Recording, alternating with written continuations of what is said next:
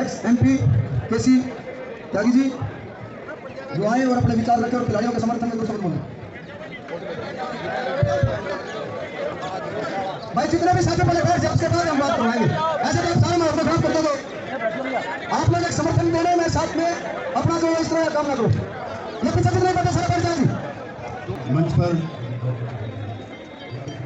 पहलवानों के खिलाड़ियों के समर्थन में शामिल हुए सभी साथियों, हरियाणा के सबसे प्रसिद्ध भाई अभय चौटाला जी विधायक, बजरंग पूनिया जी और जितने भी भारत का मान बढ़ाने वाले पहलवान और खिलाड़ी हैं, सबसे पहले तो हम आपको प्रणाम करने के लिए और अपनी एकजुटता आपके साथ दिखाने के लिए आपके बीच में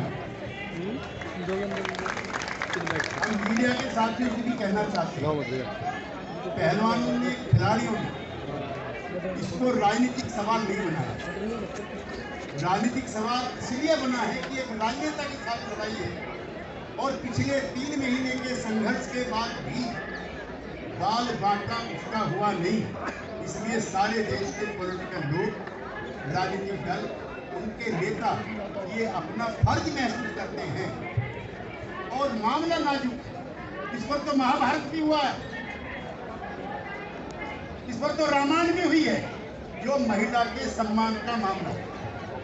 लिहाजा जो हमारी जिन बहन बेटियों ने ये आरोप दर्ज कराए थे, उसके तुरंत बाद उस पर कार्रवाई नहीं ना होना, ये बहुत ही असंवेदनशीलता है। और मुझे अफसोस है, राज्यसभा में हमारे साथ रहिए सीतारमण जी, बात बात पर तकरार करने वाली स्मृति ईरानी और नई दिल्ली से हमारी जो सांसद हैं रेखी जी, तीनों महिला एम्पावरमेंट के प्रतीक के रूप में हैं।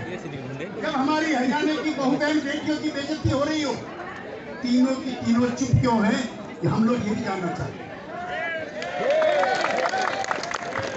क्या गांव की, ग्रामीण इलाकों की रहने वाली महिलाओं की इज्जत अलग है और शहर में जो पोस्ट इलाकों में रहते हैं क्या उनकी इज्जत अलग है?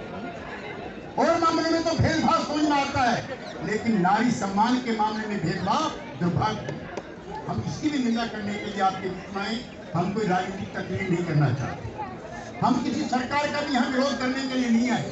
अपने बजरंग पूनिया जी समेत इन्होंने सिर्फ हरियाणा का प्रचार करने की जागरूकता ना, समूचे भारत की लाज इन्होंने रखी है और हिंदुस्तान में नहीं, हिंदुस्तान के बाहर भी हिंदुस्तान का नाम ऊंचा किया है। आज एक प्रदेश से, एक जात से, एक पार्टी से जोड़ करके इनका कम करना चाहते हैं। एक वो भी दिन था जब देश के राष्ट्रपति भी और प्रधानमंत्री भी बगल में खड़ा करके इनके साथ फोटो खिंचवाने में अपने आप को गौरवान्वित महसूस करते। वो कहाँ गया गौरवान्वित जिनके साथ फोटो खींचते हुए आप खिलखिलाते थे?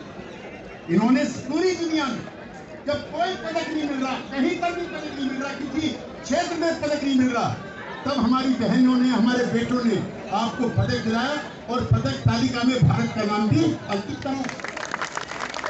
फिर आज क्या वजह है? अगर ये राजनीति नहीं है तो क्या है? अगर ये MP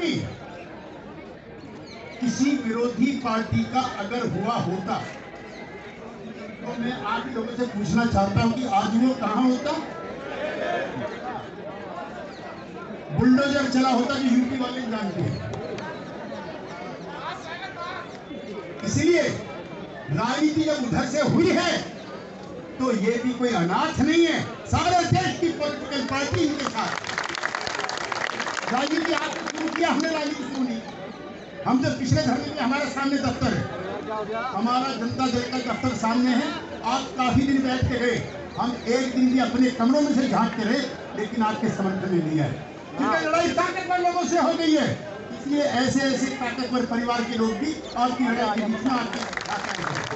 मैं इस लड़ाई को तमाम नैतिक समर्थन देते हुए, राजनीतिक दल ना तो किसी नेता का इस्तीफा मांग रहे ना प्रधानमंत्री, जो हमारी बेटियों ने, और ये बेटियां भी कोई शौक के लिए कम पसीना बहा परिवारों को खाना खिलाने के लिए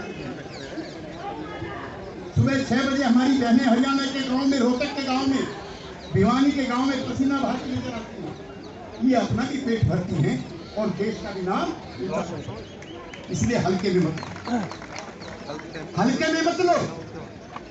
ये द्रौपदी भी हैं जहां संग्राम हुआ है, ये महाभारत वाले भी हैं जहां कुरुक्षेत्र हुआ है। इसलिए इनकी लड़ाई को हल्का ना माने।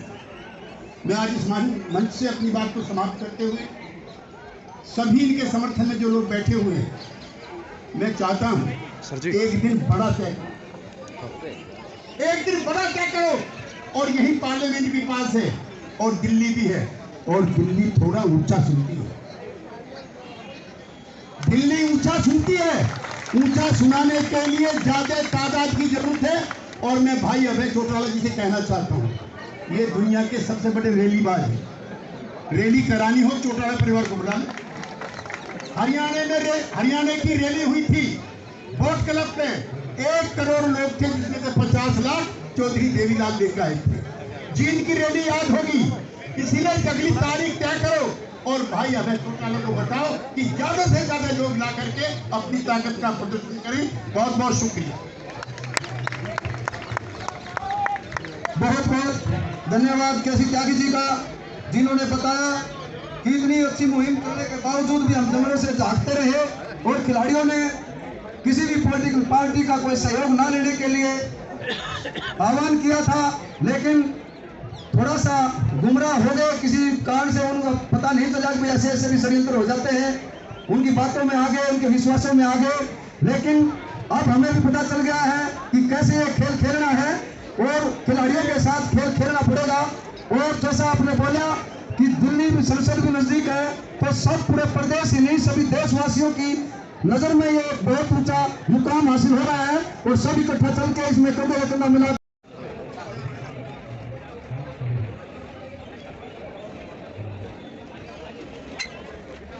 आदर और सम्मान के योग आज हमारे भारतवर्ष के खिलाड़ियों के समर्थन में आई हुई सर्व खाप पंचायत केसी त्यागी जी, अन्य अलग अलग संस्थाओं से जुड़े हुए सभी साथीगण, मेरा उन खिलाड़ियों का बहुत पुराना रिश्ता है। मैं खुद भी एक नेशनल बोर्ड का खिलाड़ी रहा और मैंने बहुत नजदीक से देखा है कि किस तरह से खिलाड़ियों के साथ फेडरेशन के जो लोग हैं उन खिलाड़ियों के साथ किस तरह का व्यवहार करते हैं, ये मैंने बहुत नजदीक से देखा है।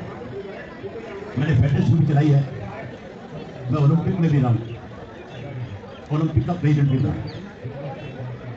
सबसे पहले तो खिलाड़ियों के साथ इस बात को लेकर के भेदभाव होता है। जो अच्छा खिलाड़ी होता है, जिसे नेशनल खेलनी चाहिए, जो इंटरनेशनल में जाना चाहिए, जो एशियाड में ओलंपिक में जाने वाले बच्चे हैं, ऐसे सुपारसी बच्चों को भी भेज दिया जाता है जिनका कभी ओलंपिक से कोई वास्ता नहीं होता। और जो बच्चे अपने दम पे खेल करके आगे बढ़ते हैं, तो बड़ी हैरानी की बात है कि फेडरेशन में ऐसे भेजिए भी फेडरेशन चलाने वाले हो गए जो फिर उन बच्चों का शोषण करने में अपनी तरफ से हर तरह से उनको प्रताड़ित करने का काम करते हैं। ये चीज़ें मैंने बहुत नज़दीक से देखी। आज भी यहाँ पे बहुत सारे ऐसे खिलाड़ी बैठे हैं जो मेरे साथ के हैं, जो मेरे कॉलेज में मेरे साथ पढ़ते थे। कमाल की बात यह है, त्यागी जी ने बहुत खुल करके सारी बातें बताई कि किस तरह से आज राजनीतिक खिलाड़ियों के साथ हो रही है, कैसे एक ऐसे शख्स को बचाया जा रहा है जिसने न केवल खेल को बदनाम किया बल्कि हमारी बहन बेटियों की इज्जत के साथ खिलवाड़ करने का भी प्रयास उसने किया। हमारे देश के प्रधानमंत्री ने, त्यागी जी मुझे याद है, ये बेटी बचाओ और बेटी पढ़ाओ का जो नारा था ना, ये हरियाणा के पानीपत शहर से शुरू हुआ था। नई नई भाजपा की सरकार बनी थी, देश के प्रधानमंत्री ने पानीपत के अंदर इस नारे का आगाज किया। मैं उस दिन कुदरती चंडीगढ़ से दिल्ली आ रहा था, मौसम बहुत खराब था और बहुत सारी पुलिस लगी हुई थी। मुझे नहीं पता था कि आज कोई इस किस्म का कार्यक्रम यहाँ है। मैंने गाड़ी रोक के पुलिस वालों से पूछा कि आज इतनी बड़ी भारी संख्या में पुलिस क्यों है, तो कहने लगे कि प्रधानमंत्री ने पहले हेलीकॉप्टर से आना था लेकिन मौसम खराब होने की वजह से बाई रोड आ रहे हैं, इसलिए ज़्यादा फोर्स लगा रखी है। मैंने कहा क्या कार्यक्रम है? उन्होंने बताया कि कोई बेटी बचाओ और बेटी पढ़ाओ अभियान की शुरुआत करने के लिए आ रहा है। हमारे देश के प्रधानमंत्री ने अभियान तो बहुत बड़ा चलाने की बात करी, लेकिन आज उसी की पार्टी के लोग जो है बेटियों के साथ दुर्व्यवहार कर रहे हैं। आज बेटियों के साथ इनका एक एमपी नहीं, हमारा एक मिनिस्टर भी है स्पोर्ट्स का, उसने भी हमारी एक एथलीट लड़की जो एशिया में मेडल लेकर के आई, जीत करके आई, जो कोच है आजकल, उसके साथ भी इसी तरह की व्यवहार करने का काम किया और उसके खिलाफ एफआईआर होगी। एफआईआर होने के बाद भी आज तक उसका रिजाइन नहीं हुआ। हमारा चीफ मिनिस्टर जो है विधानसभा में जब हम उसकी डिमांड कर रहे थे कि इसका इस्तीफा होना चाहिए, तो कहता है नहीं होगा नहीं होगा नहीं होगा। बड़ी हैरानी की बात है कि कैसे लोगों के हाथ में आज प्रदेश और देश की बागडोर है।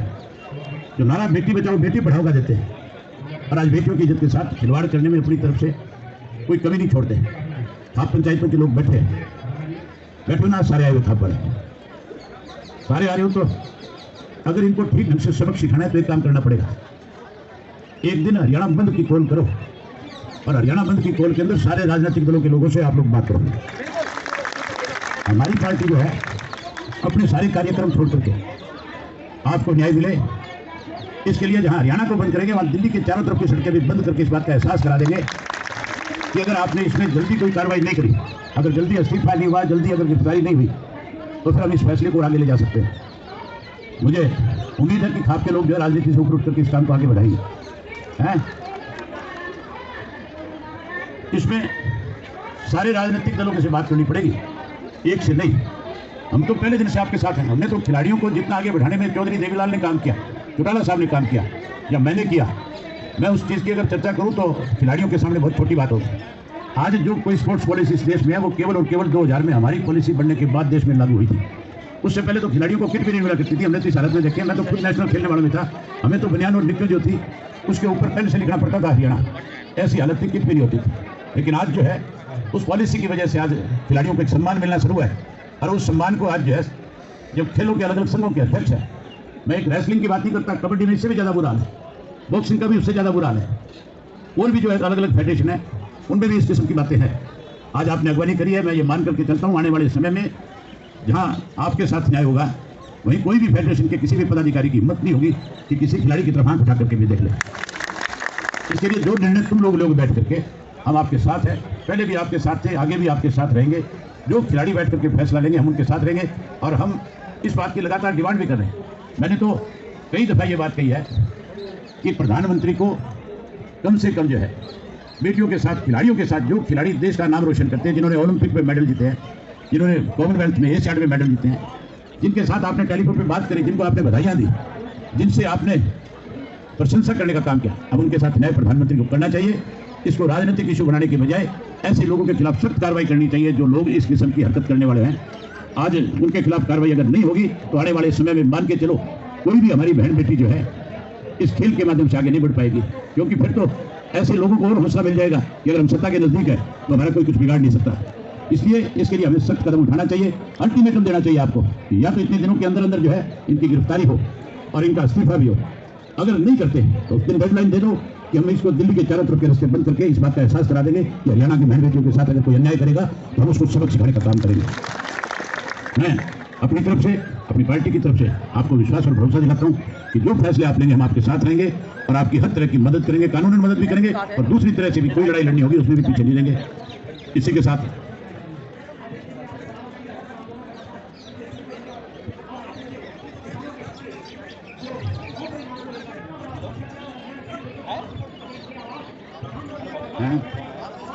मेरा इस्तीफा भूल के सारे नहीं मुझे भूले बैठे।